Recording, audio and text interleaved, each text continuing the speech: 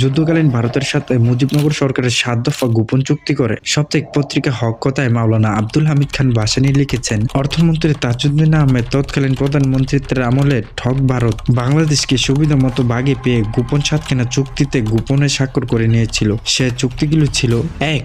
যারা সক্রিয়ভাবে মুক্তিযুদ্ধে অংশগ্রহণ নিয়েছিল শুধু তারাই প্রশাসনিক কর্মকর্তা পদে নিয়োজিত থাকতে পারবে, বাকিদের চাকরিচ্যুত করা হবে এবং সে শূন্য পদ পূরণ করবে ভারতীয় প্রশাসনিক কর্মকর্তারা। ২. বাংলাদেশ স্বাধীন হওয়ার পর প্রয়োজনীয় সংখ্যক ভারতীয় সৈন্য বাংলাদেশে অবস্থান করবে, কতদিন থাকবে তার সময়সীমা নির্ধারণ করা হয় না। ১৯৭২ সালের নভেম্বর মাস থেকে আরম্ভ করে প্রতি বছর এই সম্পর্ক পুনরুক্ষণের জন্য দুই দেশের মধ্যে বৈঠক অনুষ্ঠিত হবে। ৩. বাংলাদেশের কোনো নিজস্ব সেনাবাহিনী থাকবে না। ৪. অভ্যন্তরীণ আইন শৃঙ্খলা রক্ষার জন্য মুক্তিবাহিনী কেন্দ্রিক করে একটি প্যারামিলিশিয়া বাহিনী গঠন করা হবে। ৫. যুদ্ধে অধিনায়কত্ব দেবেন ভারতীয় সেনাপ্রধান, মুক্তিবাহিনীর সর্বাধিনায়ক নন এবং যুদ্ধকালীন সময়ে মুক্তিবাহিনী ভারতীয় বাহিনীর অধিনায়কত্বে থাকবে। ৬. দুই দেশের বাণিজ্য হবে খোলা বাজারে, ওপেন মার্কেট ভিত্তিক, তবে বাণিজ্য পরিমাণ হিসাব হবে বছর ওয়ারিং এবং যার যত পাওনা সেটা স্টার্লিং এ পরিশোধ করা হবে। ৭. বিভিন্ন রাষ্ট্রের সাথে বাংলাদেশের সম্পর্ক প্রশ্নে বাংলাদেশের পররাষ্ট্র মন্ত্রণালয় ভারতীয় পররাষ্ট্র মন্ত্রণালয়ের সঙ্গে যোগাযোগ রক্ষা করে চলবে এবং ভারত যতদূর পারে